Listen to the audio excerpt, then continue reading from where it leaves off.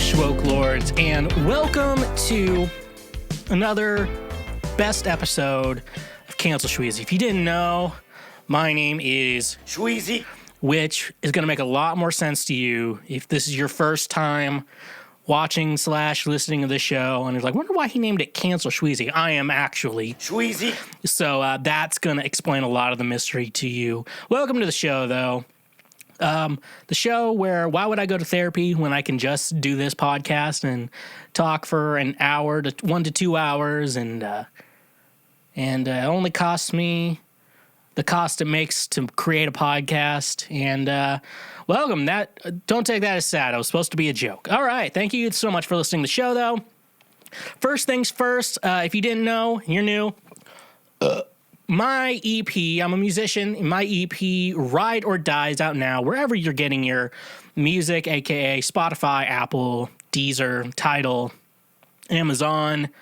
It's out everywhere there. It's a digital purchase, and it's very fun. Go stream it now. 5 songs about me, and it's a bunch of love songs on it about me looking for a ride or die type of woman. Looking for an FGT RTD, and if you'll understand more if you listen to it now wherever you listen to your music, but also want you to like and subscribe to this episode wherever you get your podcast from, because it helps the show greatly, especially if you're on YouTube, since we're building up that platform, going from full just audio to video and audio. You can still listen to the audio wherever you listen to your audio. I know some of you drive, and it's hard. It's a little different to use YouTube on a drive than it is to stream from Apple or Spotify or whatever you're streaming the podcast from. It's not acceptable. But if you're just home sitting there, watch the video. It's a lot more fun.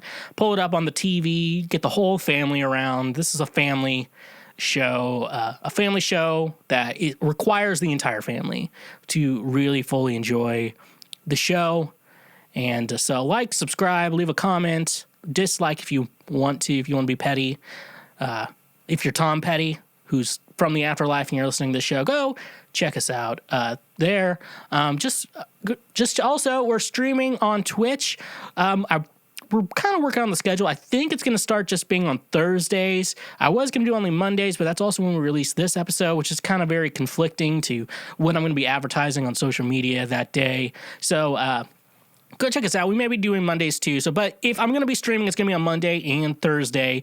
Best place to go check us out.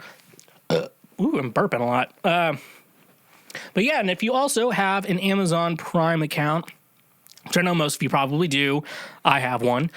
Basically what you get, there's 2 options on Twitch. You have a follow button, which that way you can see me if you hop on Twitch, and you can see me whenever I am live playing video games, sometimes talking, sometimes reacting to things.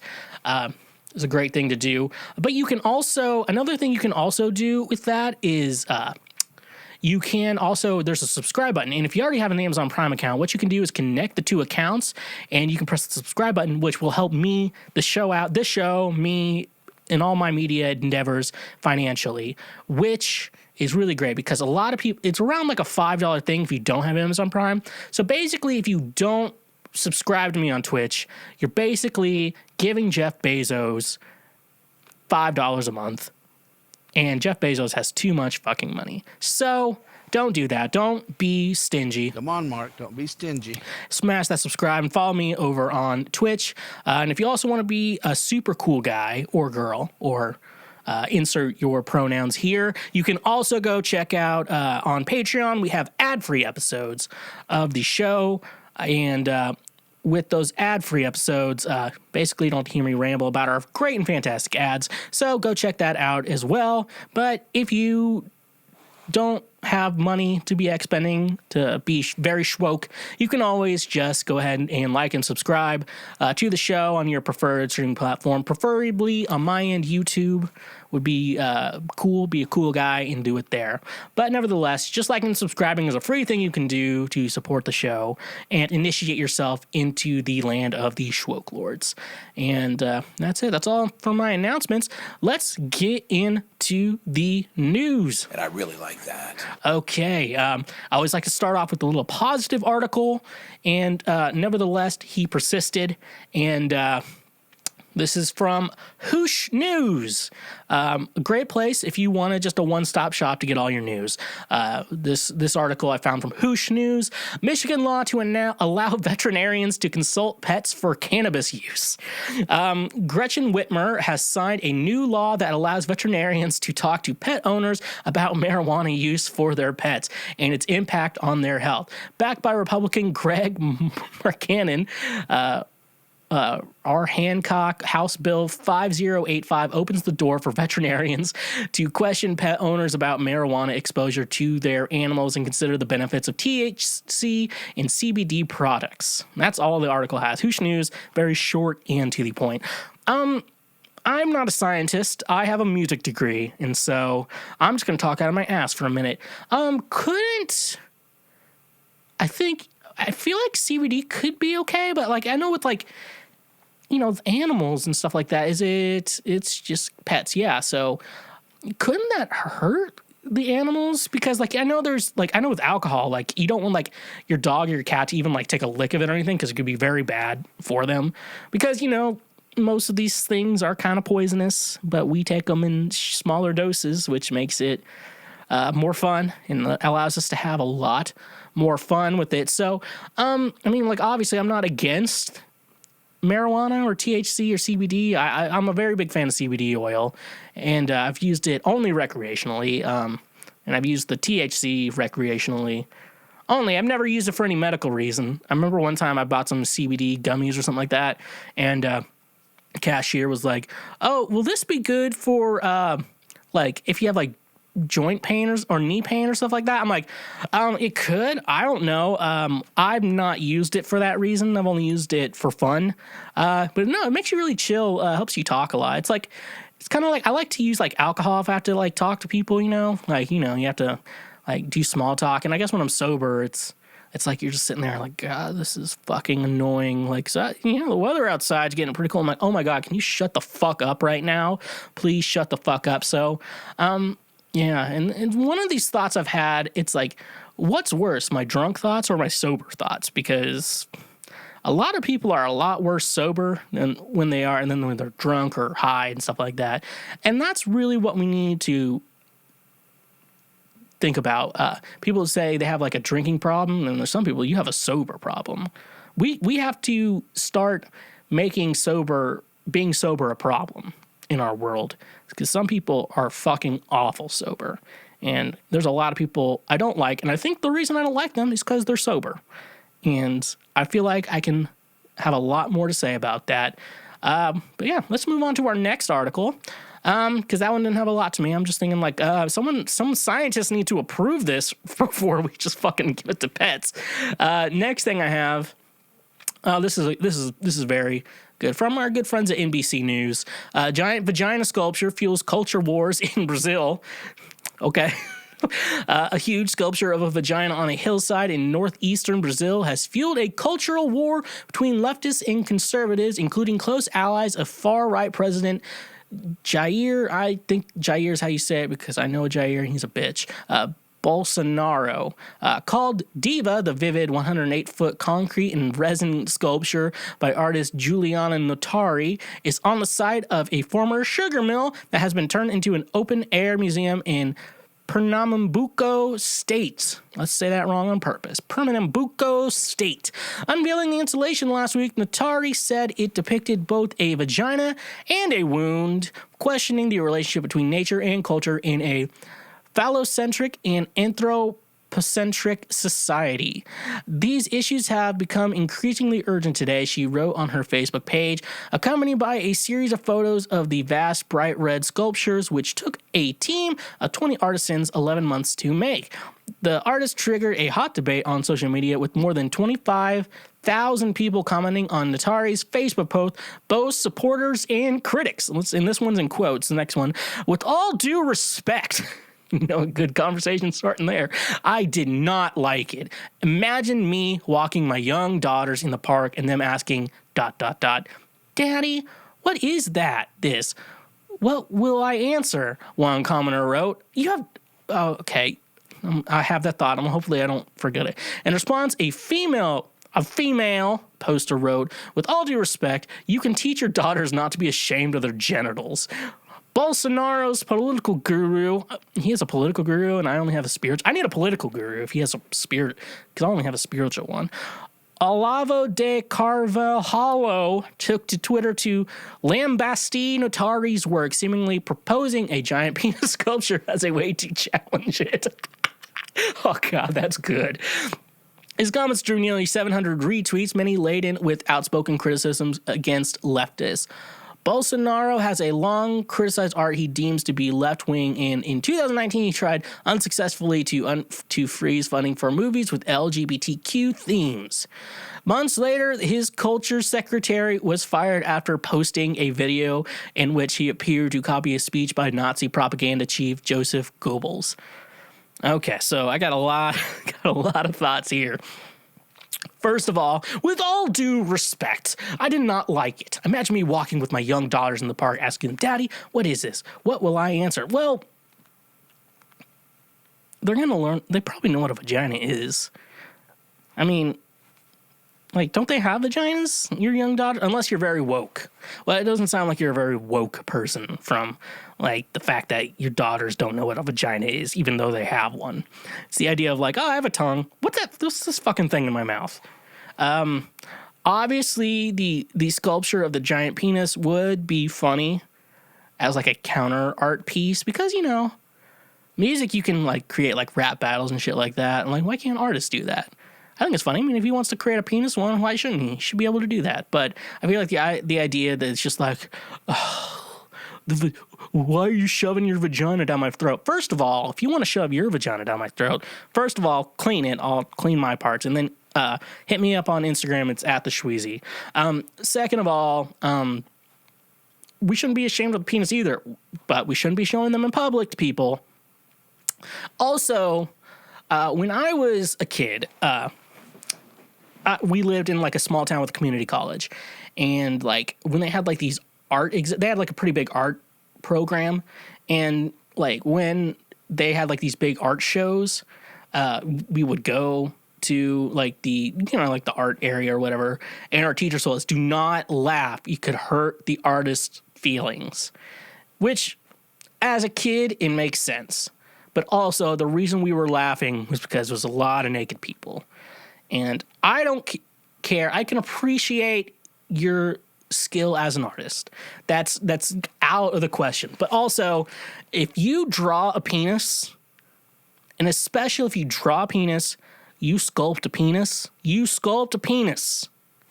Titties are different. Titties are way different. But if you're drawing or sculpting a penis, what's different from me, like, drawing it in the dirt in the back of someone's car than them making it? I'm laughing. If you draw a penis, I'm going to laugh. I'll be like, look, this is really good, but you had to draw a penis. That's pretty fucking funny. Like, you can't be upset if you're an artist that someone's laughing that you had to draw a penis. Because that's not a criticism of your ability as an artist. That's just funny in the fact that you had to draw a penis. Like, I guess I make music and I record. And the idea, if I had to play, like, guitar or piano with my penis, I would hope people are laughing at that because that's pretty fucking funny. So people need to shut the fuck up on that. And it's a vagina. And I guess, like, at least because there's a lot of artists who draw shit that do not have meaning behind, like their artwork. Like, I went on a date with a girl once, and she took me to her friend's like dance. It wasn't like a dance recital. It was like this outdoor weird ass thing. One of the chicks had like armpit hair. So you know you're in like a weird ass situation where like I'm uncomfortable and I don't know how to talk. And like I was a masculine figure at this thing. If I'm the masculine figure at an event, like there's something fucking wrong with what the hell is going on. The vagina and the woman questioning the relationship between nature and culture in a allocentric and anthropomorphic society. So I like that there's at least a meaning behind it. So if you like got to sit down and talk to the artist, I'm like, so what is like the meaning? What is your meaning behind this? Like behind this like piece of art, like you have a meaning. And it's like, we went to like that dance thing. And I was like, so what's the meaning? Was it supposed to be like separation of, I'm trying to like make a distinction of what was coming out of it. And then like, they were like, oh no, it wasn't anything. We were just dancing. And like, there was no like meaning behind it and like the art behind it. I was like, so I was just fucking thinking of stupid shit for the whole time. Like, also, that to that girl, but also, you made me play myself, and good on you. I guess that's all I can really say in regards to that. Let's move on to the next article. Okay, so I know, before I, like, say this article, I know this is, like, the content that you come to the show for, and I'm assuming after I say it, you're gonna be like, yeah, this is why I clicked on the show. This is actual news. I know a lot went on in the past week in regards to our news, which I am getting to later, so shut the fuck up. But this is what you came to the show for. Bella Thorne's boyfriend grabs her butt on vacation. This is from lovely, great journalism, page 6. And yes, this is someone took the time out of their lives to write this. And now I'm going to read this article to you. Bella Thorne and boyfriend Benjamin Mascalo are feeling grabby. The couple are vacationing in Mexico, were photographed during a playful beach day where Mascalo, 27, he's my age, can be seen squeezing the former Disney star's derriere. Seriously, did you use the word derriere? You fucking dipshit. At one point, 23-year-old Thorne was seen attempting some yoga-like stretches and nearly toppled over, but her Italian boyfriend was there to help steady her by holding onto her as she regained her balance. Later, Thorne was photographed holding onto Mascalo's stomach as she got in some squats. Thorne and Mascalo became Instagram official. It's no longer Facebook official or social media official. It's Instagram official in June 2019 and have been inseparable ever since. A spy told page 6. A spy told page 6. Like, seriously, that spy told page 6 that August that Thorne and not even like good writing. The Thorne and Mascalo never stopped kissing while celebrating his band Benjing Fetty's double platinum single at Teo, Los Angeles. Okay, first of all, like, I'm pretty knowledgeable in the music scene. How come I've never heard of their bullshit? Benji and Fedez, or whatever the fuck their name is. First of all, I hate it when you like create a duo name and it's not your real name. Like, who the fuck do you think you are? Like, am I supposed to call you by your fake name that you go to as your duo band name? Shut the fuck up. Like Simon and Garfunkel, it's not our real names. Like, what the fuck are you doing with your life? Go shut the fuck up. Okay, fuck them. Fuck that band that I've never heard of, and I probably won't like their music. She was sitting on his lap at the club. They were so affectionate and very cute with one another, the insider told page 6. She set up the entire celebration for him that evening. She seemed so proud. To make their romance even more official, Thorne and Mascalo also debuted matching necklaces. And they end the article. So what the fuck? The reason I brought this article to all of our attentions today is that why, first of all, a spy going into the personal life? Look, I think Bella Thorne, I mean, that Disney Channel show, I'm glad Zendaya grew higher than her in that Disney Channel show. I think it was like Shake It Up or something like that. So good for Zendaya. She is in the Marvel Cinematic Universe now. But also, I'm still not over Bella Thorne's little OnlyFans action. I just get kind of annoyed. I subscribe to some people on OnlyFans. Okay, people, I know I'm a. So you don't need to go into that bullshit. You gotta put good content on your OnlyFans. And I think that's a problem because you have to pay to even look at the content. Like, we need to figure out a good way to, like, get, like, a good sample before you go in on OnlyFans. Because there's a lot of OnlyFans accounts out there that are definitely not as good as Disney Plus. Like, my classic quote, which a lot of people agree with, your nudes aren't as good as Disney Plus. And especially if your nudes aren't really nudes. They're just like Instagram photos, sexy Instagram photos. Just, there's a lot of women out there who've shown their asshole on OnlyFans, and then there's people like Bella Thorne who don't show their asshole on OnlyFans. So my question is, if you're going to subscribe to anyone on OnlyFans, make sure they're sex workers, people. Sex workers are cool and great, and they touch people's penises. And if you touch a penis and you like it, good on you. And fuck everyone who still hates getting their penis touched. All right. So that's all I have to say. But also, whoever the spy is, leave them the fuck alone, because I don't give a shit about any of them. For real, I do not give a shit about their lives. All right.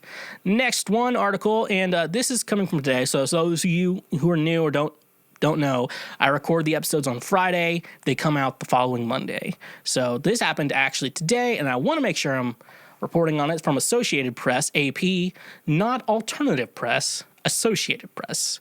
And I've been very confused in the past on that after drinking. And I want to get into it now, what it is. Okay. Twitter banned... Okay, I'm going to start this over because I think I said Twitter weird. Twitter bans Trump, citing risk of violent incitement.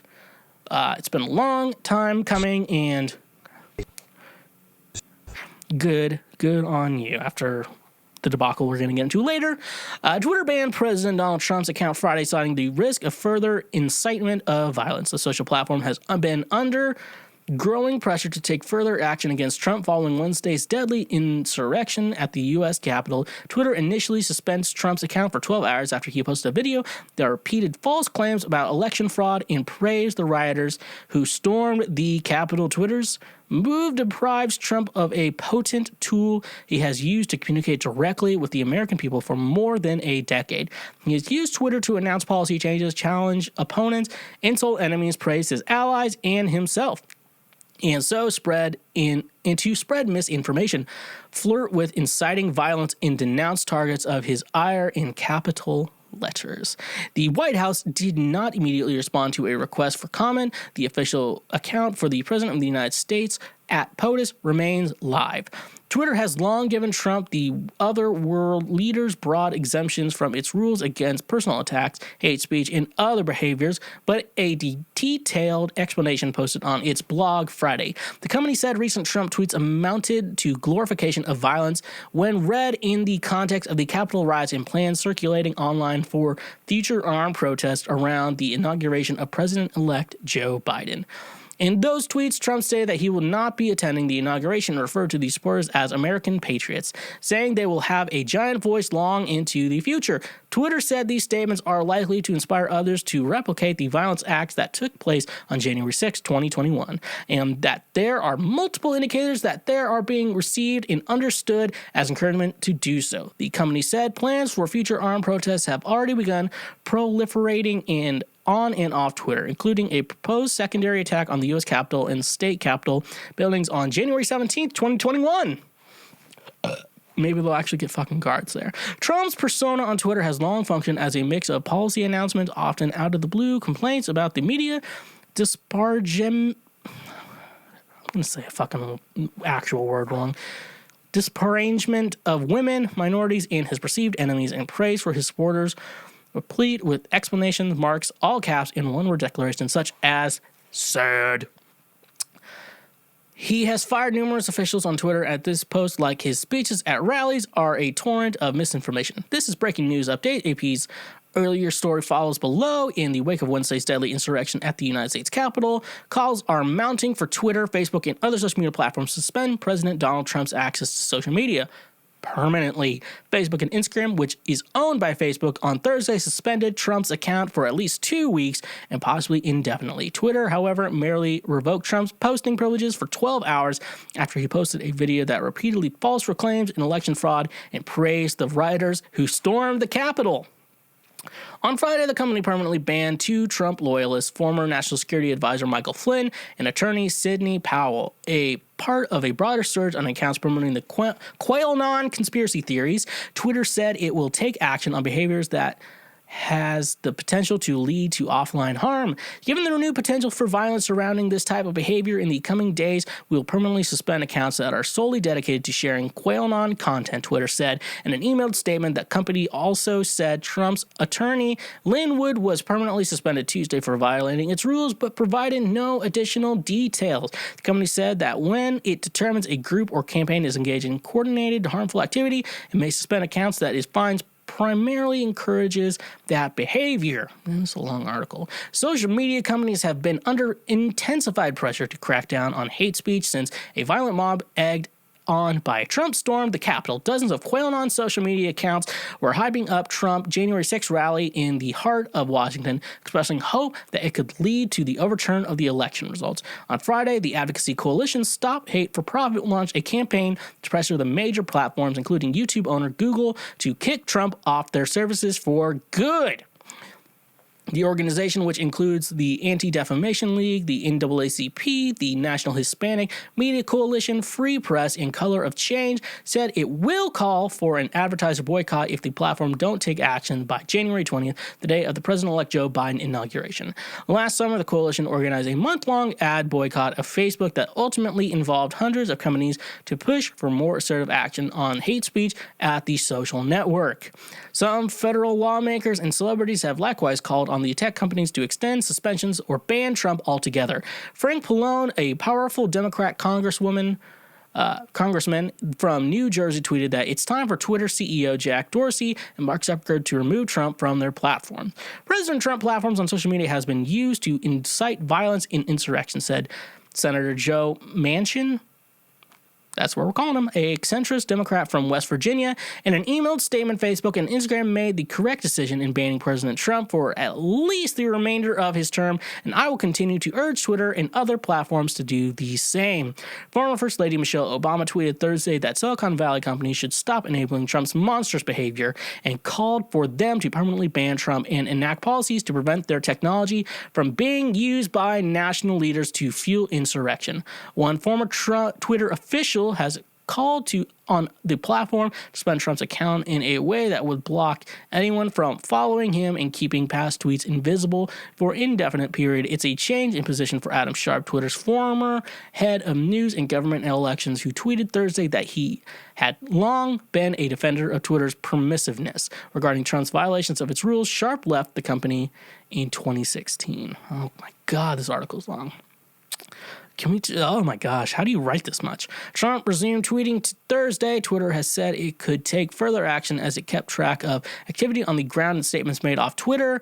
Other tech companies also acted against Trump's account, citing threats of violence. Snapchat locked Trump's account indefinitely. He's on Snapchat? What the fuck? I didn't know that. Twitch, the live streaming site owned by Amazon and used by Trump's campaign to stream speeches, disabled Trump's account till he leaves office. E-commerce companies Shopify shut down 2 online Trump memorabilia stores. YouTube announced more general changes that will penalize accounts spreading misinformation about voter fraud in the 2020 election, with repeat offenders facing permanent removal. Reddit on Friday banned a forum from Trump supporters called Donald Trump. Whether the external pressures will lead to a policy change at Twitter is unclear, said Sinal Aral, social media researchers and director of the MIT Initiative on the Digital Economy, but it is more in the spotlight because other companies have taken more aggressive steps, which could influence decision-making, being the platform that is now making the proactive decision to give the microphone back kind of puts you in the spotlight, he said.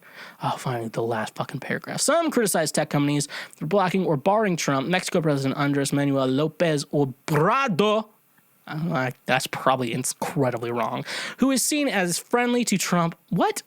That's a weird sentence. On Thursday said, I don't like anybody being censored or taken away from the right to post a message on Twitter or Face, and then in parentheses, book. What? I don't agree with that. I don't accept it. He said the issue should be decided by government and not private companies. So, a lot going on here. He's been, going against, so a lot of things here. It's there's obviously the idea of free speech, but also the idea of, this misinformation. And this is also, let's just go with Twitter, Instagram, and Facebook. Those are still private companies in you get to use their account, but if you go against with a lot of YouTubers, and they're always complaining about like ads and getting demonetized and shit like that. And YouTube does have the right to block and that because you're going against the company's policies. And the idea is, if you don't like it, you don't have to post here. You can post your video on other websites. But obviously, YouTube's a powerhouse, Facebook's a powerhouse, Instagram's a powerhouse, Twitter is a powerhouse. So that's the idea of where you can, if you go against their policies, I mean, you don't get to decide that shit. It's their company. So unless you want to buy them out, which you're not that rich. Like, he talks about being rich, like, he's fake rich. Like, he pretends to be rich. Like, I don't pretend to be rich, but I like nice things too at the same time. So it is what it is.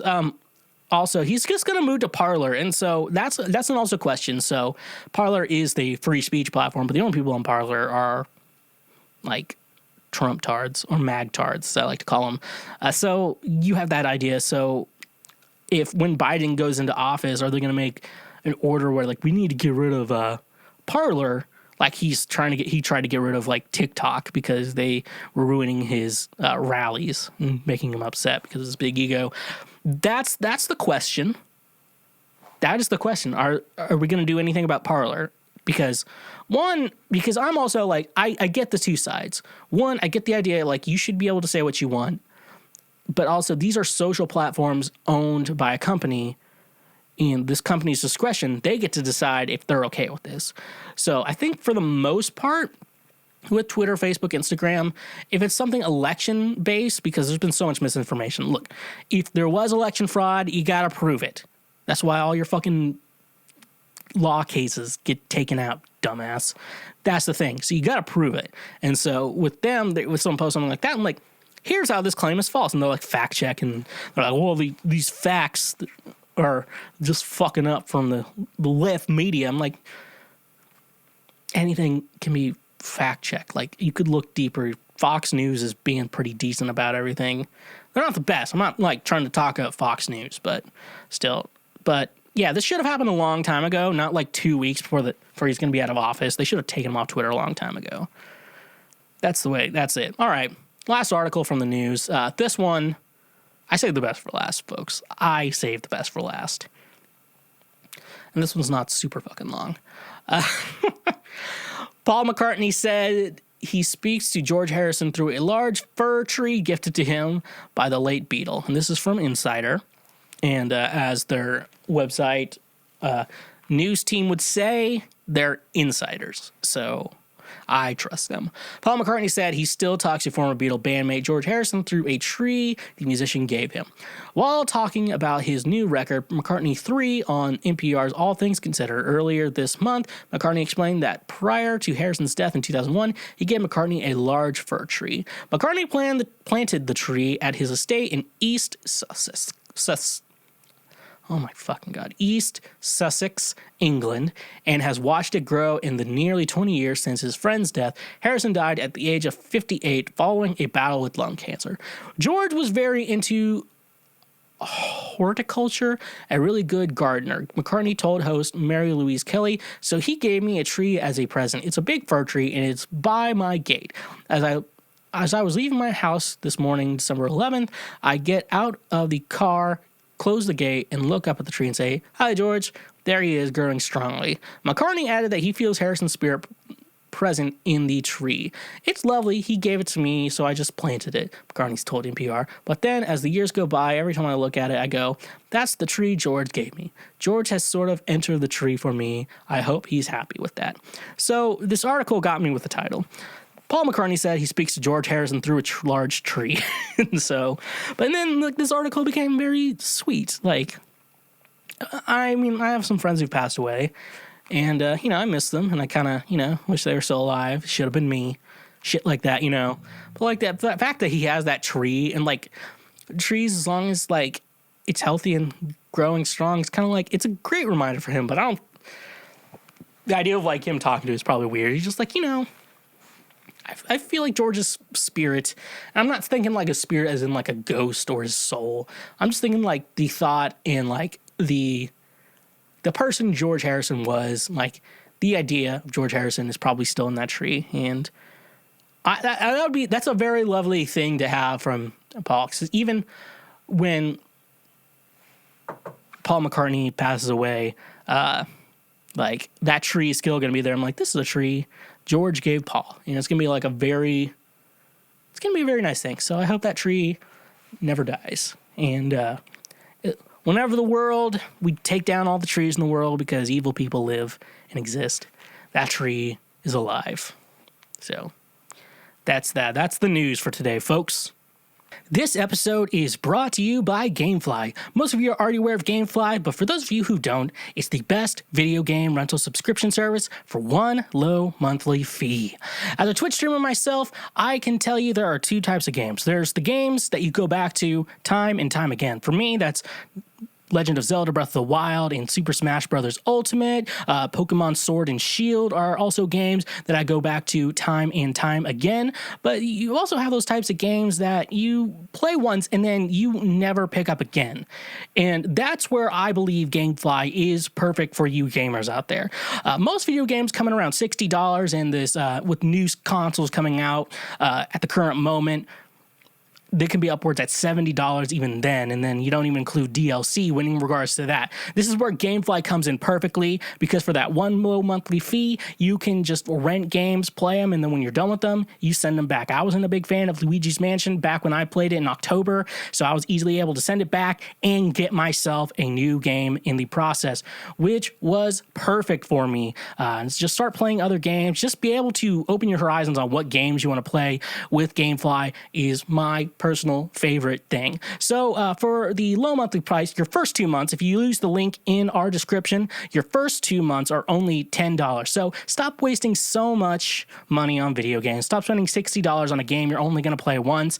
Use the link in our description today, and you can start playing more games, rent games, play it as long as you want, and when you're done, just send it back. They will send you a new game to play. It's that simple. So use our link in the description today for your first 2 months of $10 with GameFly. And just a reminder, when you support our sponsors, you also support this show. I want to talk to you about today's sponsor, FNX Fitness. FNX Fitness is committed to creating innovative supplements of the highest quality to provide focus for a productive morning, energy to thrive all day, performance supplements to reach new goals, unique sleep and recovery formulas to support any sport, and healthy supplements to support an active lifestyle for years to come. They also have a fantastic clothing line so you can look good while you work out.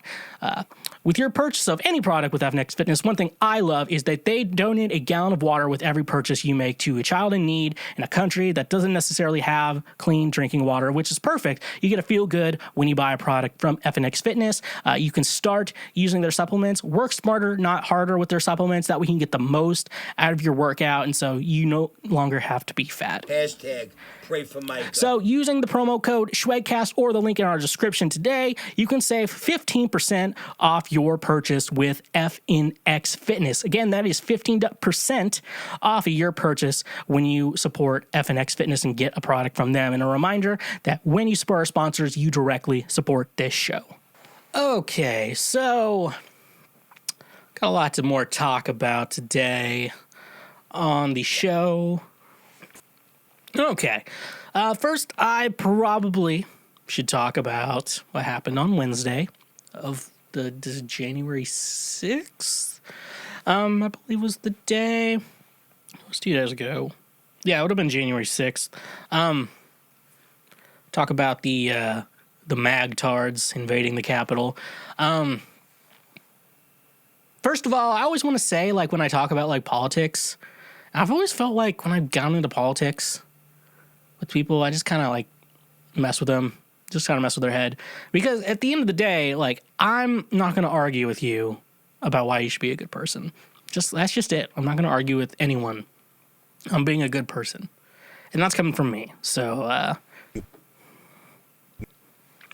figure that shit out. But no, that's always one thing I want to think. So I'm going to try to look on my thoughts on it. Obviously, I'm thinking everything any woke person would be thinking right now. So I'm going to think of everything else. I'm just going to respond. First of all, I didn't see any good-looking people there. I'm just going to be honest. I didn't see a single good-looking person here at this little invasion attempt that they had. So, yeah, I don't know why ugly people are Trump supporters. And then you get the occasional good-looking Trump supporter, and it's like, what the fuck's going on here?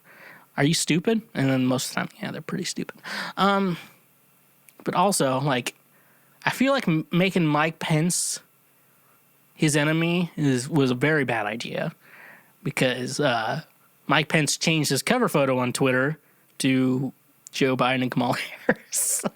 I'm not making this shit up, people. It is that. I think it still is up. If it's still up, go look at it. But no, the shit is funny as fuck. That it's that. I can just imagine the conversation. You know what, Donald? He's our president. He won the election fair and square. And no matter who our president is, we got to support him. Because this is America. We always got to support our president. Okay? We always got to support our president. So, just like, the Christians, like, God is in control. And God decided Joe Biden should be president. Okay?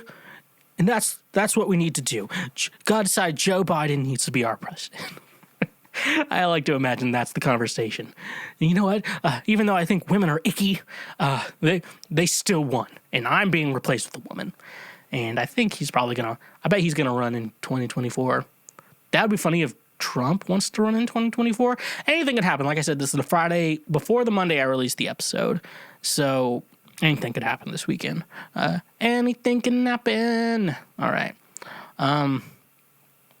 And yeah, all I have to say is that, with all these magtards running around the place, if you don't like it here, you can just leave. And actually, you'd probably if you want to make America great again, just actually fucking leave, because you are a waste of lives. I know you're all like, all lives matter. I'm like, your lives don't matter, so you can leave. As a professor once told my friend Caleb James, when he was on his phone during rehearsal, you can leave. And we were all pretty fucked up after that experience. And yeah, I think that if you don't like America, you can leave. And you would actually make America great again if you left. So, ta-ta there. And I feel like that actually made sense. Yeah, and also, okay, like I said, these people are fucking ugly. I did not see a single good-looking people at these fucking protests. Which has me to the point where I say, you can't claim to be the superior race if you're ugly. Like, you're not allowed to say that whites are the superior race when you're inbred, you have like 3 teeth. Like, Tommy Lauren can say that white people are the superior race. She's actually good looking. But if you're fat and have 3 teeth and your eyes look in different directions, you're not allowed to say you're the superior race. Okay? That's it. Also, just a reminder, all cops are bastards. And you're like, well, I know some good police officers. Like, no, he's a bastard because he's a cop. And he's a cop, which means he supports other cops, which makes him a bastard. I was in this like pop punk group on Facebook. My friend TJ added me to it. And then people were like, is being a cop pop punk? I'm like, no, it makes you a bastard. And then like people are arguing underneath it. I'm like, look, I don't argue with bastards, so please leave. So you can leave. If you don't like it here, you can just leave. So, all cops are bastards. And if you're a cop listening to this and you're like, oh, I'm not a bad cop, quit your job, get a real job, you bitch. Also, last thoughts on this. The idea of the Democratic Party is like universal health care. So everyone has health care. You never have to pay like a deductible premium, shit like that. The idea of that, like other countries have, which apparently it wouldn't work for America, but it works for them. So like that. And then, the idea of like these right now, since we're in a pandemic, we have a lot of people employed getting these checks. Even if you are employed, you're getting the checks too. It's going to help the economy out, and you get like $2,000 in your bank account. And then, all these socialism ideas, like the good ones, when they work for you, and you're going to be like, oh, you're ruining America by giving me $2,000. Shut the fuck up. You're such a fucking idiot. And you don't understand the difference between socialism and fascism. That's the reason why you're an idiot, you fucking bitch. All right. On to some better things here. My buddy Josh Casey, you may know him as my spiritual mentor. I know him as someone who doesn't like getting his penis touched. He released his new book. I haven't read it yet. I may read it and then talk about it first. The problem is, though, I'm so burnt out from reading, like from like being in like school. Like they were just shoving reading down our throats. Like they had like Dear Hour, drop everything and read. Then you had homework assignments for it. Like they just burnt me out on reading. So typically, if I'm going to go through a book, I'd usually go for the audiobook. Big thing here, though, is that I'm the one making the audiobook, and Josh would be the one narrating it. So, and right now we're in the pandy. So, unfortunately, we're not really able to make the audiobook right now. I guess we're going to work on it. I have a couple things I need to like think of in the production process in regards to that. But yeah, that's like my fault. So it's like, why doesn't he have a fucking audiobook with this? And I'm like, oh yeah, that's my fault. But no, he put me in his mentions. Sam, I did this in spite of you using my Christian name. Touche. That's very good. But he considers me as like one of my students. I'm like, Josh, we're friends. Shut the fuck up. Shut the fuck up, Josh. We're friends. I'm no longer your student. You don't have to be like, he's my former student. Like, we're current friends, okay? So shut the fuck up. He did the Sam, I did this in spite of you. And then he puts all his like actual students in another column. I'm like, so I'm actually more important than all of them. So in the words of DJ Khaled, but yeah, he did play himself. But I'm actually worried, excited because I did save his marriage. It was around 2013. He got his marriage back together. Also, he met me in 2013. So I helped get that back together. And so in It's a Wonderful Life, if I never existed, Josh would not be with his current wife, his first wife.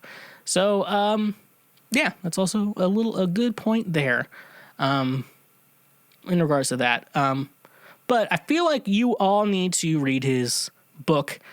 Get yourself a Kindle Unlimited account and just kind of read it on your computer or phone or whatever. And we can finally discover why Josh Casey does not like getting his penis touched. Because I'm interested in that. Makes no sense to me. It doesn't make sense to anyone who doesn't like it with a penis. Who doesn't like getting their penis touched. Even if you're a trans man or a trans woman who has a penis and you don't like getting it touched. I mean, I'm interested in why you don't want to get your penis touched. I'm interested in anyone who doesn't want to get their penis touched. It doesn't make sense to me, okay? It just does not make sense. So, everyone go check out Josh's book. It's Tracking Desire. If you just type in Tracking Desire, there's like 2 books called Tracking Desire with like a memoir-ish look into why I don't like getting my penis touched. I think that one's Josh's. And there's another one about birds. You might want to read the bird one first. I think it's a prequel to his Tracking Desire. But go check that out, folks. He is my spiritual mentor, and I know he doesn't like getting his penis touched, but I still love the guy. So yeah. Yeah, I guess that's that. Okay, so before I do these shows, so everyone kind of sees me as an entertainer, but I kind of have to go through like this idea of like, I'm not always like on the entertainer brain. So it's kind of like a switch I have to like turn on in my brain. And to prep for this show, I always listen to You Give Love a Bad Name by Bon Jovi.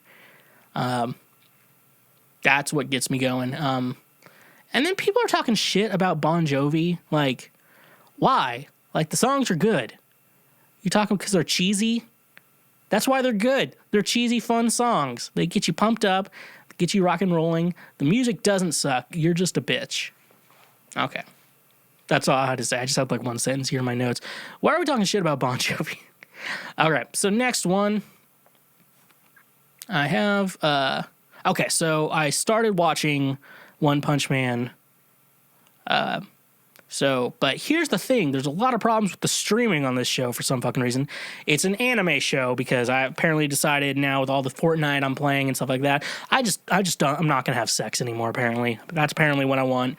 Even though I'm pro getting my penis touched, unlike some people who listen to the show, I apparently decided that I'm just going to try not to have sex ever.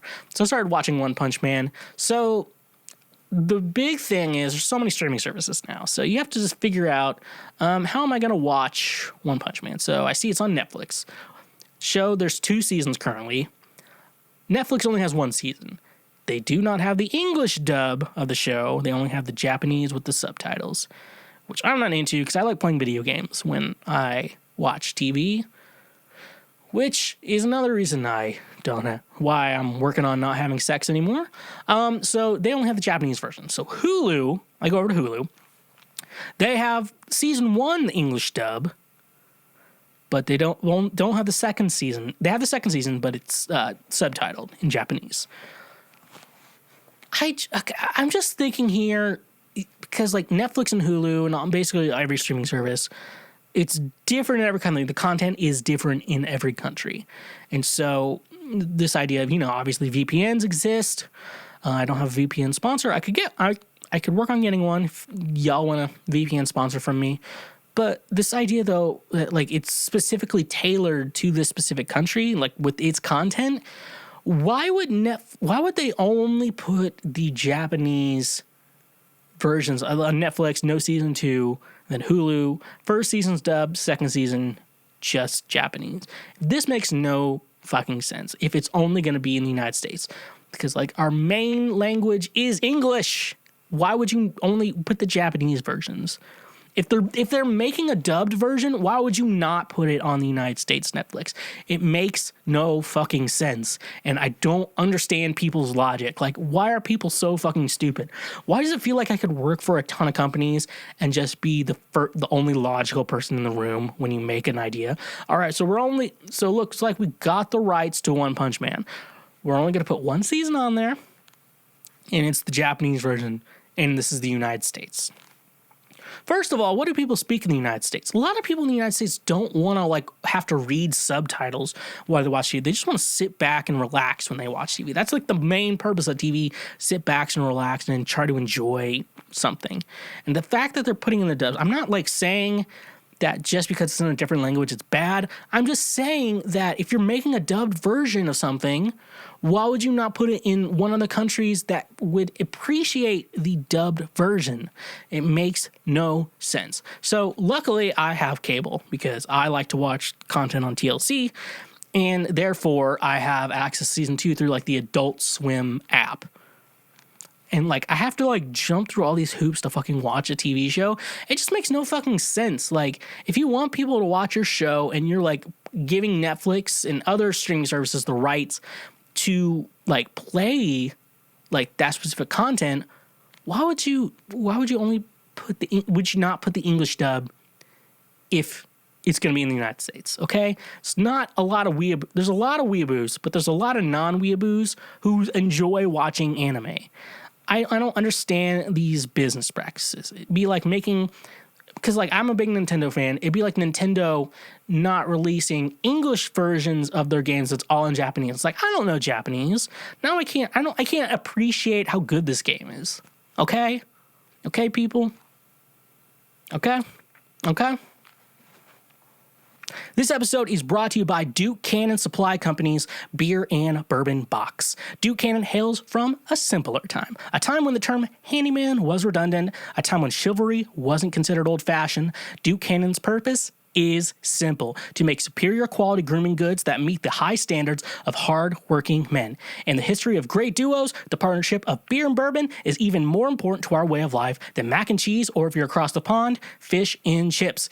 Comes complete with 3 big beer soaps, a delicious scented sandalwood soap made with Old Milwaukee beer, a fresh citrus woodsy offering made with Deschutes Fresh Squeezed IPA, and a warm cedar scent made with Budweiser, and 1 big American bourbon soap, a rich oak barrel scented bar made with Buffalo Trace bourbon. A perfect gift for the gentleman who needs to appreciate a fine drink and a distinguished fragrance. Women love a distinguished fragrance, and this is perfect for that man in your life. Use a link in our description today, and that way you can get free shipping on your order over $20. And when you support our sponsors, you also support this show. This episode of the Schwegcast is brought to you by Honey. Honey is a free browser extension you can download using the link in the description of this episode. Honey searches the entire internet for promo codes, coupon codes, free shipping, and anything else that will save you money when buying things online. It is 100% free, and at no point will you have to pay for it with any microtransactions. It's just as simple as pressing a single button, and you can start saving money. It's that simple. I use Honey myself. I've been using it for years, and it's a great way to save money on pizza. It's a great way for me to buy audio equipment online. It always saves me money. I've gotten 40%. I've gotten 50% even before. It is so great. I love Honey, and you will too. And if you don't use Honey, it's basically throwing money away. So use the link in the description of this episode. Install it on your web browser, whether that's Chrome, Safari, Opera, whatever it's called, and start saving money on things you buy every day anyways. All right, so it's time for me to solve all your relationship problems, the problems that you have that I'm here to solve. So let's get into it.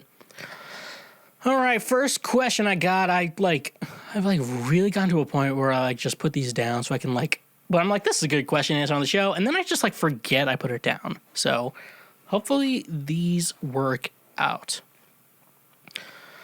My girlfriend's family has a tradition where the mother inspects the man before marriage. They have not dropped this tradition and are expecting me to follow it. So I've read about other weird family traditions before, some on here. I know that some seem crazy. Well, this one seems pretty crazy to me as well. My girlfriend's family is from a different culture than mine and always has interesting traditions. In many ways, I see them as being old-fashioned. Sometimes they do things that seem super crazy in today's world, while in other ways they are really progressive and normal. When going to family gatherings, there have been weird games and traditions I have seen. Some are weird, some are funny, and some are pretty crazy. There was one that I didn't know about until recently. My girlfriend and I got engaged around Christmas. It's been a wonderful time. There have been many celebrations about it, and we are both very happy. Well, recently my girlfriend just broke the news to me about a tradition that I didn't know about. We were talking about her family's funny traditions. While on the subject, she said that there was one I didn't know about, but that it is now time to tell me probably. She stated that my mom on her side of the family must inspect the male's genitals to make sure he is a suitable husband. She said that this came about because her culture and family often view the wife as the front of the family. They took the tradition of the father inspecting the female and switched the genders. She said that it used to be a full-on examination. The mother would perform an examination similar to a doctor and feel around the area and made sure there were no deformities and that it would get erect. Now it's more so just done for laughs and to follow the weird tradition. She said all that will happen is I'll flash it to her and be done. She said even though it sounds weird, that there's nothing sexual about it. Usually it takes place at one of the showers/parties. She said usually the guy gets a kick out of it and thinks it's funny and enjoys it. She said that no one has backed out before and that she thinks the family would be disappointed if I didn't. She says that she just thinks it's funny and knows it's not serious. Okay. I was weirded out and didn't really know what to think. I am good with following traditions and adapting to new cultures, but this one is a little out there for me. I haven't said yes or no to my girlfriend yet, as I didn't want to offend her, and I don't have confirmation that this is serious. My guess that if this is serious, that it's only coming up now because she didn't think of it as a big deal and didn't think she need to tell me. I said it like that. Earlier on in our relationship, for all I know, it could just be a crazy joke. So what should I do? If it's real, I don't know what I'll do. I mean, I don't want to upset them, but flashing mothers isn't something I do every day. I may not mind it, and it may be funny. If all it is a quick flash, then should I be that angst? Against it. Okay, that's you spelled against wrong. And ruin it for them. Maybe I'm overreacting. After all, it doesn't sound sexual at all. I don't really know how to feel about it. How should I handle the situation? So I'm gonna light some incense because, like I said, I'm getting rid of this fly fucking problem I have. But no, man. The thing with it is, we talk about like. Obviously, there's a gender, the gender difference. I get the idea. I was like, oh, it's a gender difference, so it's kind of funny in the sense. The idea, though, all I can really say is if it makes you uncomfortable, tell them fucking no. It's called fucking the Me Too movement for a reason. Just go full fucking feminist on them and shit like that. You know? Obviously, if it was like an opposite gender type thing, no one would be okay with that shit. If I had said my dad had to inspect like my bride before marriage, I'd be like, fuck no, Dad. My dad is like the last person. First of all, okay, off track, but I want to tell this story. Like, here's how I know my dad's not like a piece of shit to women. So he had a cross country meet. They call them meets here, which I was like, yep, I'm excited to see your game on Saturday or something like that. And he's like, it's called a meet, dumbass. He didn't say dumbass. He's not like that guy. But like, he was like, my mom's like the assistant coach who's not paid, because I think this is what keeps her from not having kids in the house now, because me and my brother both moved out, and I don't know if I think they liked us as little as kids. I don't think they liked us as teenagers. And I'm wondering if they're just bored now. But anyways, like, my mom was the one who like watch the girls change so no one walked in on them. And mom was like, well, my dad wants to make sure that he wants to protect them. Like, so maybe my dad's a good guy. I think that's the good genetics I got from my dad, where the idea of it's like, I don't want to sexually harass women. It's not funny to me. It's not fun. But, in this situation, man, if something like this makes you uncomfortable, tell them to fuck off, because it's your wedding too, even though it's mainly it's 75% her wedding, 25% yours. But when I get married, it could be different, because I am a catch. And she would have to know that before. Did this incense fucking burn out? Fuck, man. Oh, man, I had a good fart. Okay. But, it's different. I'm just saying, one thing I would always say, a flaccid penis is not a good thing. Like, women don't have to worry about having, like, a flaccid vagina or something like that. Like, the flaccid penis is such a different thing. That's why I'm not, like, I don't think I'm, like, uncomfortable with being naked, but I'm uncomfortable being naked soft. If that makes sense. So all the guys out there will be like, yeah, that makes sense. All the girls are like, oh, I can't get them up. Or some shit like that. Like, a soft penis is not anything anyone's proud about. And so this idea, like, having to see it, like, what if he doesn't get hard and you just have to see his flaccid penis? That's the problem. The flaccid penis is the problem. Like, if I'm going to be naked and going to take a picture, my dick's going to be hard, okay? Because that's the only way I'm proud of it, is when it's hard, and I'm okay with it. So that's the thing. If you're uncomfortable with it, just tell them to fuck off. Okay, next question, because I've probably been rambling way too long on that. My friends are pressuring me into breaking up with my partner. A little over 3 months ago, I started a relationship with my best friend of 4 years. We met via true Discord. When we met, they were 17 and I was 24. We mostly talked about webcomics. I helped with school stuff and even helped each other when our depression got bad. They turned 21 last year, and we began to talk about sharing a place one day, joking about getting married, and they were the one to say we started dating. My friend didn't know. Okay, you must be a different link. My friend didn't know about this, and I told them recently, and now they're pressuring me into ending the relationship because they think I grew and preyed on them. We never talked about anything sexual or anything like that. We are asexual. We share memes and stupid songs. We nurture our relationship and others.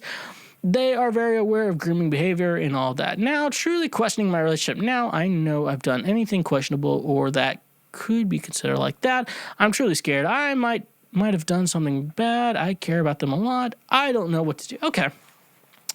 So I'm going to just go ahead and say you're both asexual. So let's be honest here. people, here's another red flag. We're gonna cancel Schweezy on the show.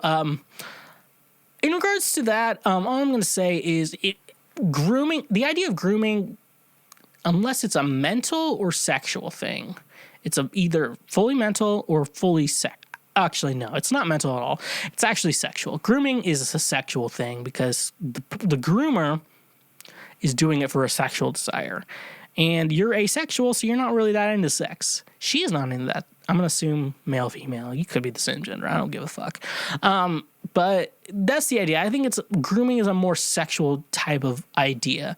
So maybe all I can really say in regards to your friends, in regards to that, is she would have to explain it to them. They're going to go against her with the idea that she was being groomed. She is just going to have to be honest with her feelings about you and go forward from there. But like I said, I've been talking a lot of shit on a lot of asexual people on this show. But honestly, I feel like you two are a good example of what an asexual relationship should be like. She's not into that. I'm going to assume she and him, she's not that into sex. You're not into sex. It works out. I feel like that's what an asexual couple. If you're asexual, please only date people who are also asexual, because you're going to hurt people in a relationship, and that makes you a piece of shit. And so that's what I have to say. Maybe you and the friends specifically, and her, I think her and the friends without you in the picture is going to be like the best example of what's going to be the best for the situation. But I would like to know, I'm going to assume her because you put they. I'm going to assume her. I want to know her side of it because she was pretty young. I am not assuming this is grooming because it took a while for you to actually start a relationship. I feel like 17, I would assume she was 17 when you started. By the time you started 18, you would have probably started everything. You weren't going to wait 4 fucking years to do that shit, my friend. So I think a conversation with her and your friends without you there is going to be the best thing. All right. Remember one time I was in high school and our band teacher was like, we're worried about the 8th graders not wanting to do band in high school. So can you guys, the section leaders of each band, go in? And then I just started they had me just start telling all these fucking random ass stories, like a bird dying and shit like that. I don't know how that fucking happened. That's pretty funny. Pretty funny thing I would like to do. So yeah, so that's what I would say about that situation. Next one I have: how do I make more friends in college? So this is not a relationship question, but I feel like I know how to answer. I generally don't know how to make friends anymore. I moved around a lot when I was younger and was able to make friends relatively easily. Easy. You didn't say easily, you said easy. Now I'm 20 and only have 6 close friends. I honestly can't imagine a scenario where I try to talk to my classmates that doesn't get very awkward. I'm also very uncomfortable with asking people to hang out. I had a few guys I studied with regularly last semester that I enjoyed talking to, but I don't know how to ask people if they want to hang out. I'm really afraid of them accepting my offer and not wanting to, and only doing it to be nice. I'm really struggling with this and I need it to change. Okay, so friends, here's what I know. I think you're a guy, right? Am I reading this right? I'm assuming you're a guy, a male. Here's what I do. So I would say I'm more of an ambivert. Most people know if you've been listening to the show for a while, but if you don't, I'm an ambivert. So it's I like my alone time and I also like being around people. So there's that mutual thing. I also really fucking hate small talk and I barely can do it. I got my haircut. If you're watching it, you see me, I'm looking fucking fresh, ready to kill and steal your woman. But the big thing for me, because there's I hate small talk, and like I said, I'm probably very different on the way I meet friends. So I'm probably the best person to help you out with this situation, especially when I was in college and I decided to go to a college where I didn't know anyone. Best thing you can do, one thing you can do, the perfect thing, is to kind of force yourself on a friendship. So if you know, everyone here who's a big fan of the Schweezy podcast universe knows Micah. You know Austin Doyle, Foreman for his schwoke name. They're the type of people who are very like everyone wants to be their friends, and they're always the ones to suggest big group hangouts in an easy way for you to make new friends and shit like that. That's why I like them. I'm not gonna say that's the only reason I like them. I like Micah for a lot of reasons. I need to apparently stop talking a lot of shit on Micah because I really do appreciate him as a friend. Because I remember back in the day, this was a long time ago. This is not the Micah you know today, folks. But Micah, we would go hang out. We'd go to a bar. And he's like, so if we get into a fight tonight, you got my back? I'm like, and my reaction would always be, why the fuck are we going to get into a fight tonight? Because I'm not like the type of guy who wants to fucking fight people unless there's like an entertainment factor to it, which at a bar, that's not really an entertainment factor to it unless like a film crew gets there, World Star gets there, but it was a bunch of white people, so I don't think that was going to be the case.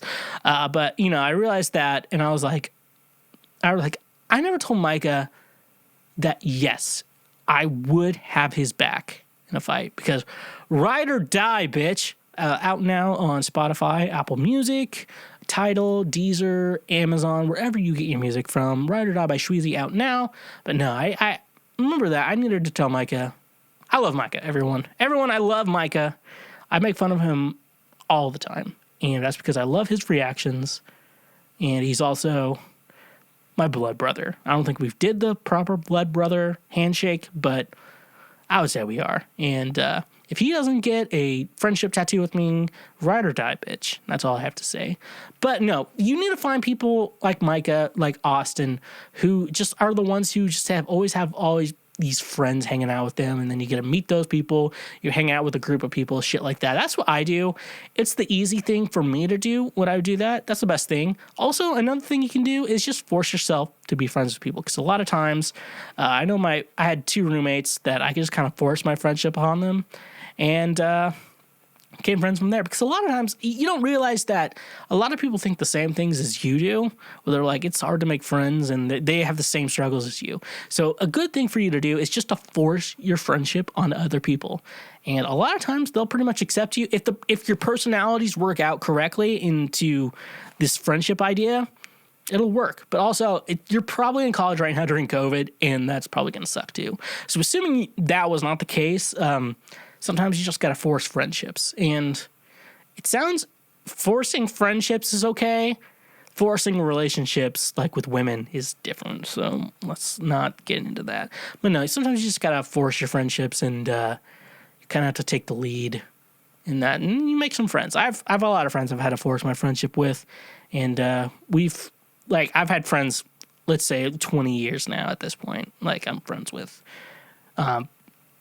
That's just the thing. So me and Micah are going next year. Me and Micah will be on our 10-year anniversary of friendship. It's just like, I'm not saying it's homosexual, but it's gay that me and Micah are almost on our 10 years together. But no, man, sometimes you got to force it.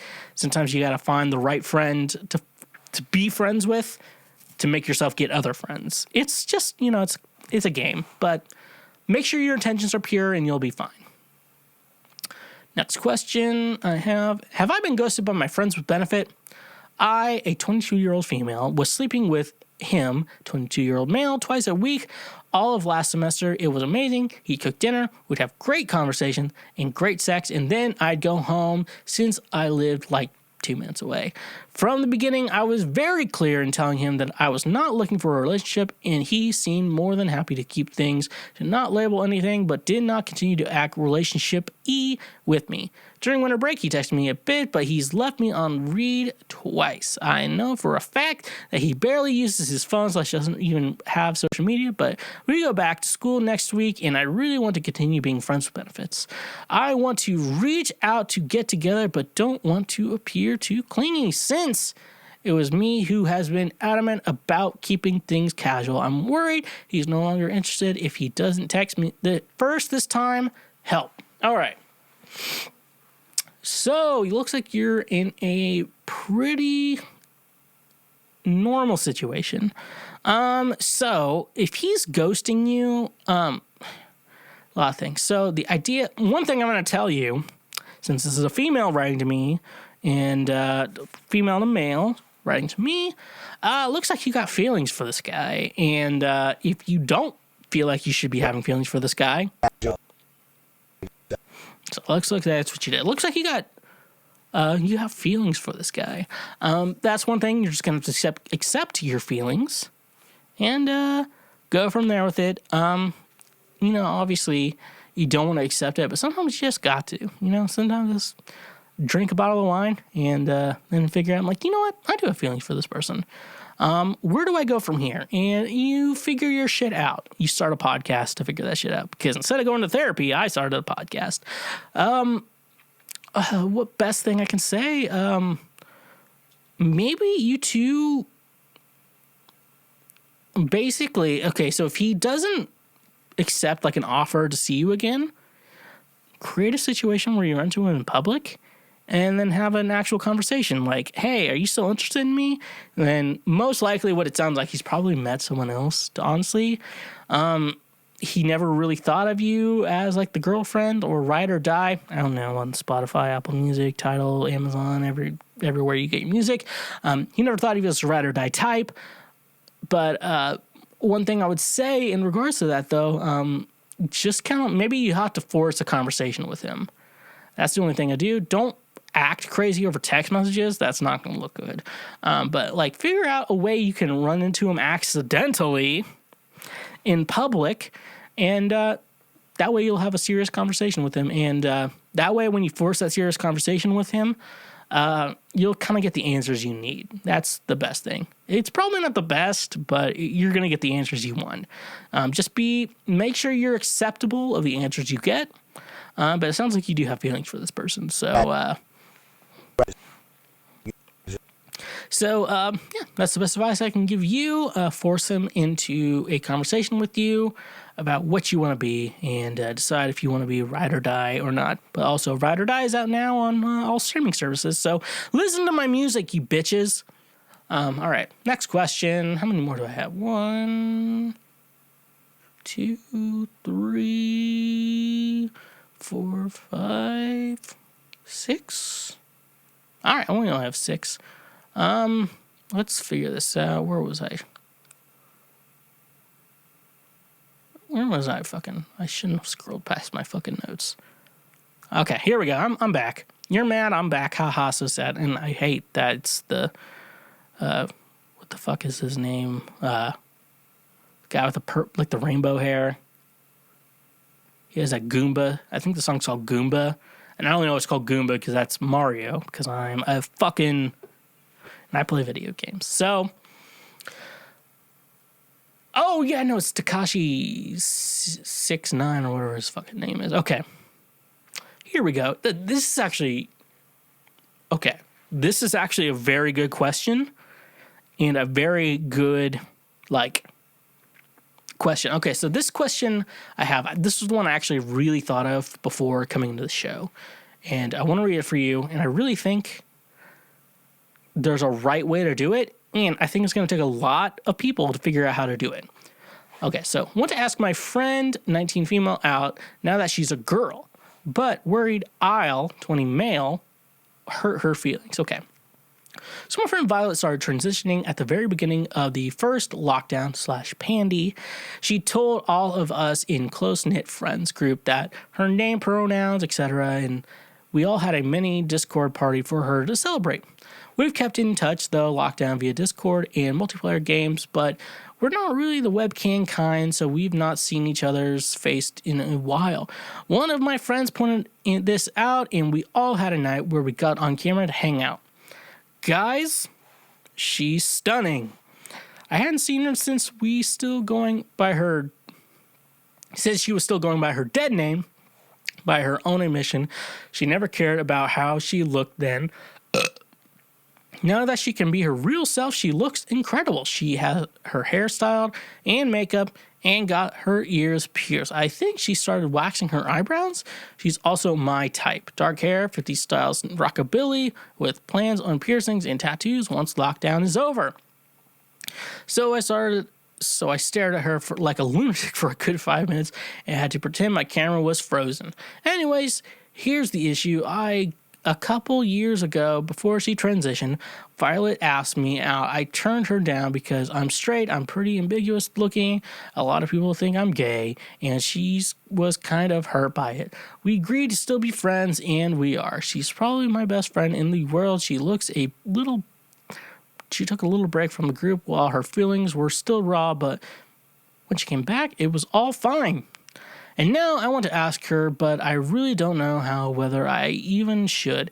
It's not just about her looks, by the way. Since she transitioned, she's so happy, and just around her makes me grin like a dumbass. She's already super smart and kind, and I'm just worried that she'll think I only care about her looks since I didn't want to date her while she was presenting as a dude.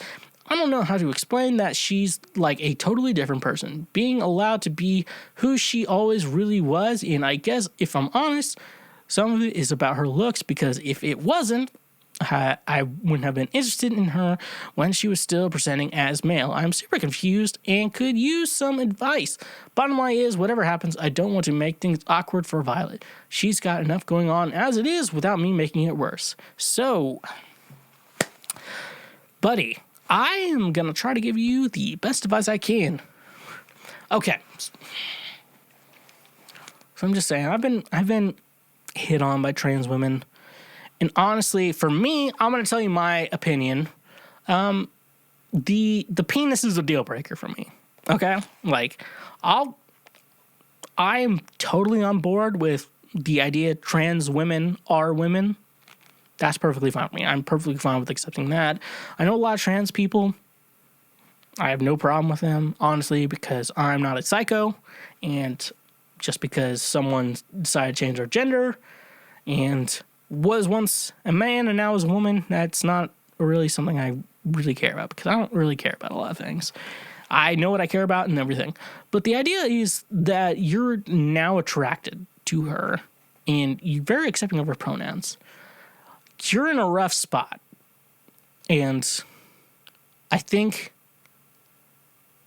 the idea is the best way you're going to be able to handle this, honestly, is say, I've always really liked you as a person, but now that you're a female, now that you've transitioned, I'm probably going to say female, because apparently I've been saying female way too much, but on this like thing, if like someone puts down like I'm a female and they're a male, honestly, what I basically, best thing I can tell you, bro, is basically say, you know, I've always really loved you as a person, but now that you've transitioned as a female, there's something about you sexually that I really love. And now I want to be in a relationship with you. And there's something about you that I can't explain, but you make my junk feel funny when I climb the rope in gym class. That's Wayne's World reference. That's way too old for probably you. But you may just need to be honest. Look, there's a little bit of honesty you need, because every relationship needs honesty. There's only certain lies. Let's be honest here for a second. In a relationship, there are lies that won't kill the relationship, and there are lies that will kill the relationship. And you got to understand which lies are going to be good. So, best thing to say is, you know, when you asked me out to be in a relationship or whatever, your first time, whatever, you would say, hey, look, that was when you were a man. And obviously, I always loved you as a person, but relationship-wise, because relationships have a sexual part to it, I wasn't interested. But now that you have transitioned and there is the now sexual part to it, I want to be ride or die out now on Spotify, Apple, Tidal, Deezer, Amazon. So this is going to be rough. I don't know the best way to guide you through this conversation, because this is going to be a rough conversation. But I feel like if love is real, which I don't know. I don't fucking know if that's real. I've just watched a lot of movies. I feel like you could make this work. You could ruin it. But at the end of the day, just mention, hey, at least I want to stay friends, so let's not fucking ruin it. So, buddy, I think about you. I pray for you in whatever way I pray these days. And yeah, you know what the fuck's going on. Okay. Here's a short one. Should I feel shame for thinking other people are attractive? This is just a question. I have a boyfriend, but sometimes I'll be watching videos and some guys in the video will be attractive looking to me, or I'll see a picture of a beautiful man, or even some people whose personality I like. I think to myself, wow, I could see myself with this person if my boyfriend and I broke up. I'm not planning on leaving him, of course. It's just a thought, and I've never, nor will I ever act on those thoughts. However, I feel guilty or like I shouldn't be thinking it, but I can't help it. I was just watching a video and I saw a guy that looked absolutely beautiful. Like my dream man, physical wise. Sometimes I think of my boyfriend finding another girl attractive and it makes me a little sad. But then I realize I do the same. Anyone have the same thought? This sucks. I feel bad. Only thing I can tell you is if you shouldn't hate yourself for finding someone attractive.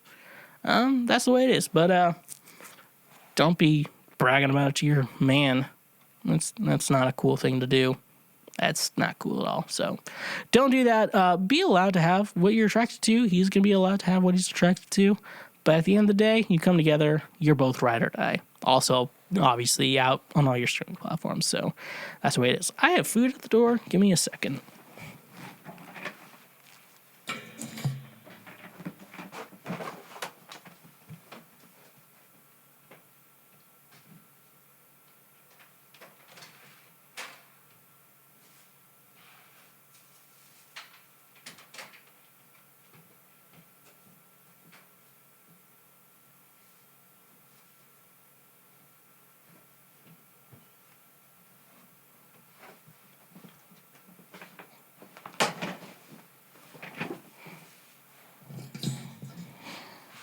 Okay, I'm back. Let me just put my headphones back on.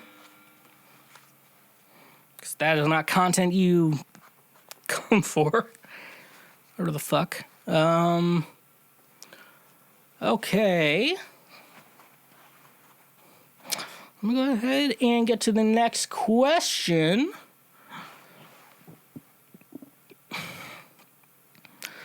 My boyfriend is annoyingly paranoid I'm going to get pregnant. Is that the next question? Yeah, that's the next question.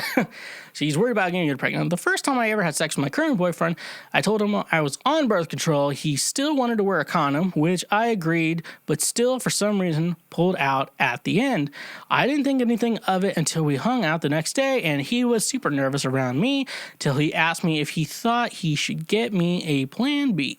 I laughed at first, but he was dead serious. I told him no, there's literally no chance, and it'll just be a waste of money. The next day, he left one in a grocery bag on my doorstep.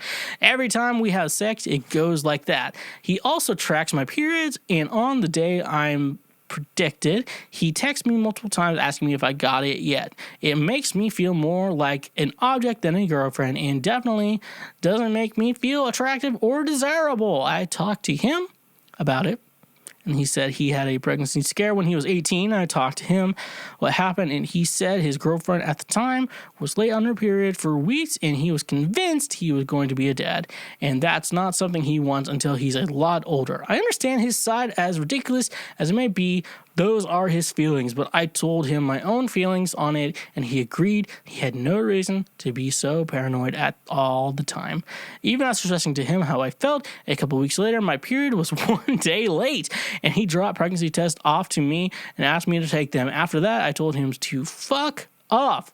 I was 100% planning on talking to him again and stressing more how his paranoia makes me feel in order to move past this. Until 2 weeks later, I just get a text practically begging me to take the test and send him pictures of it. He apologized over text and said something along the lines of, I just can't stop thinking you're pregnant and scared to tell me, so you broke up with me.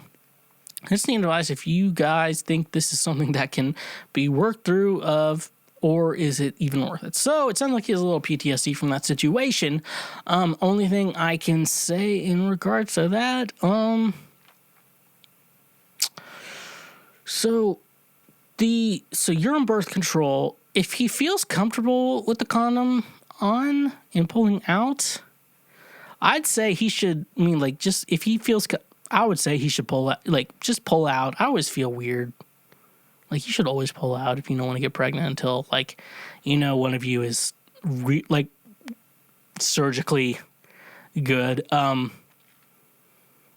So it doesn't mean that's one thing he can just do. But as long as you take the pill, you should be fine. He is overreacting, so don't act like you're the crazy one. He's the crazy one, obviously. So tell him that if he wants to work on him, fine, but don't tell him that he needs to be buying you Plan B every time you guys have sex. That's way too much money on his part. Just be like, stock it up, maybe. Maybe, like, take it up, stock him up, and then break up with him. And then you could start, just, in case an accidental scare with someone else, then you take it just to be safe. I've always thought about, like, stocking up on some Plan B just to be safe, Be like, oh, and then you just pull out the Plan B. You're just like, how many fucking times does this work out? All right. Yeah, he's the crazy one. You're fine. Just tell him to shut the fuck up. And if he wants to work on him, that's his personal preference. But you don't want a kid. And so just make him confident on how much you don't want a kid. And he should be fine. Is it creepy that my 23 female married coworker watches my Insta stories without following me? I'm not sure he realizes that I can see he views my stories almost every day. He does it. He must have a search for my profile each time he wants to check it. If I have a story up, is it creepy? Should I say something? So let me just go with the guy situation on why he's not following you. So obviously he's married, so he doesn't want his significant other finding out that he's watching your Insta stories. So he looks like he's just kind of watching it, hoping you post something sexy and he has something to think about when he jerks off. Do you need to bring it up to him? That's a good question. You can.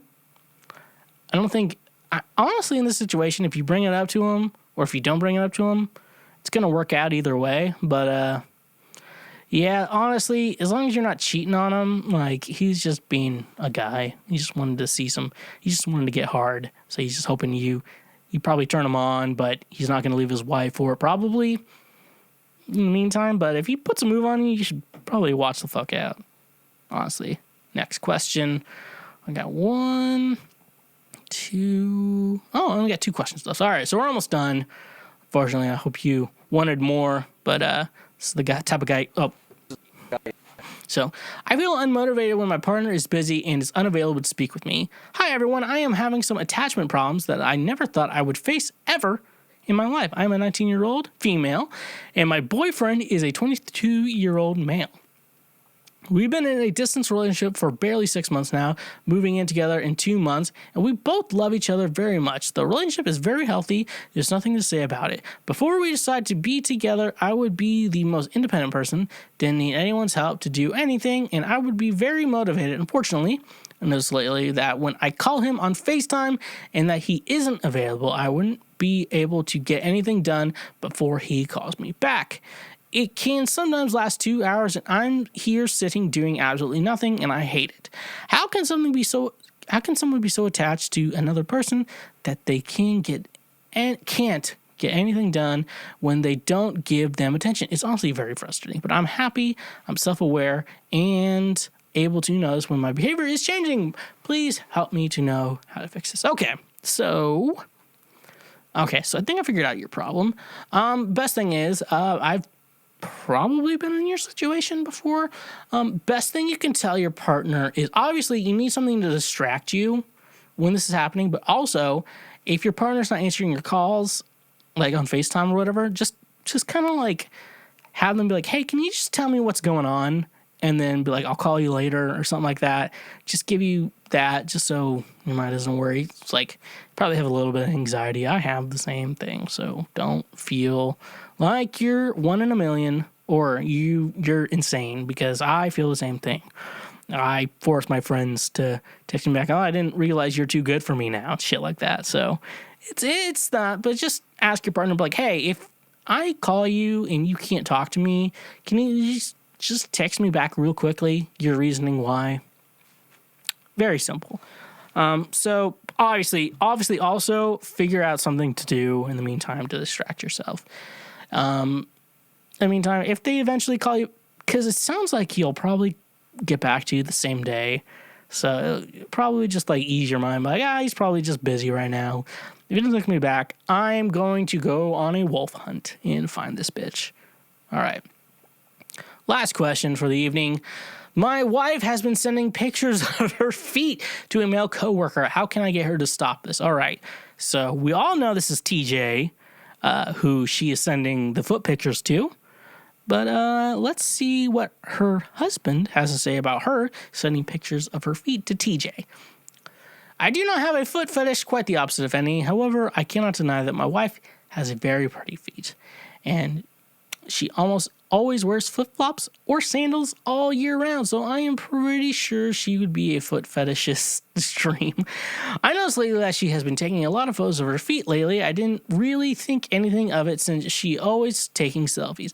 But a few days ago, I spotted over her shoulders that she was sending some of the pictures to one of her male coworkers who she is friends with. I was pretty shocked, so I asked her what she was doing.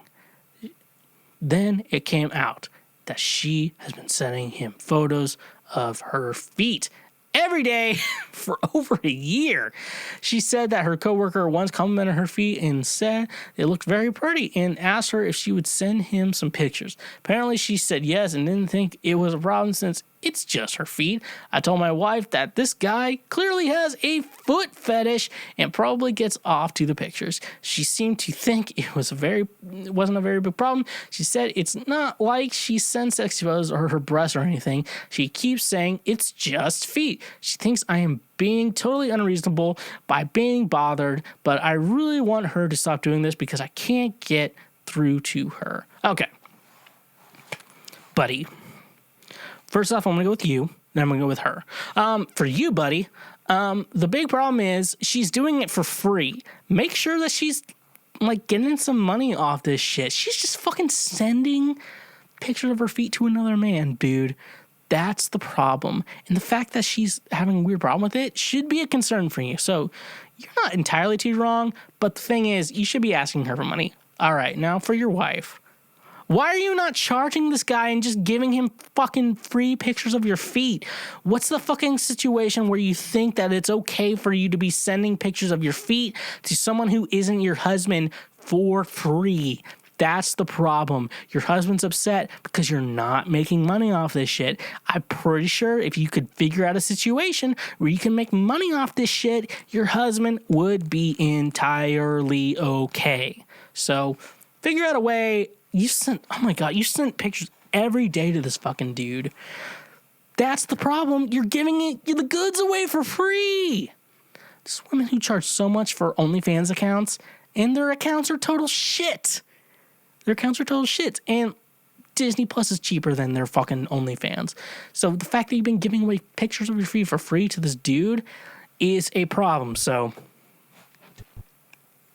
that's all I got to say. So if she's going to continue sending anyone pictures of her feet, all I got to say is y'all need to get some money into it, start saving up money for a vacation, and you need to benefit off pictures of your wife's feet and her feet, because I'm talking to both of you.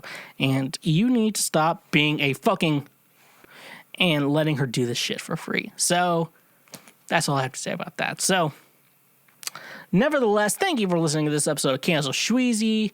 If you have any questions, comments, or concerns, you can always email those to theshwedcast@gmail.com. Hopefully a new email will get soon for questions, comments, or concerns. Go check out my new EP, Ride or Die, out now on whatever streaming service you listen to music on. That's one way I would love. That's my favorite way for you to support this. You can like and subscribe to this on YouTube or wherever you get your podcast from, and Twitch as well. If you have an Amazon Prime account, connect the two and press the subscribe button over the follow button. And if you want to support the show even further, $5 a month, you can get no ad episodes of all my shows and be the person that I love. And so, nevertheless, he persisted, and I'm going to end the show now. Thank you so much for listening to this episode of Kansas Schweezy. Like always, stay awesome.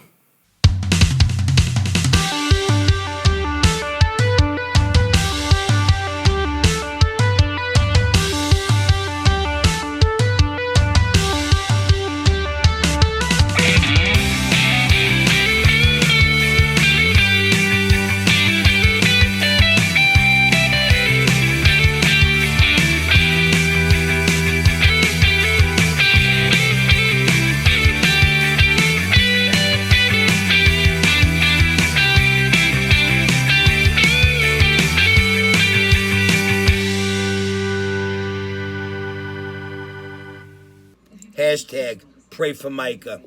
Hey, you just finished a full episode of the Schwegcast. I hope your brain cells don't hurt. If you want to support this show financially in the best way possible, go check us out on Patreon for $5 a month. You can get ad-free episodes of the Schwegcast, and is the best way to personally support me and this channel.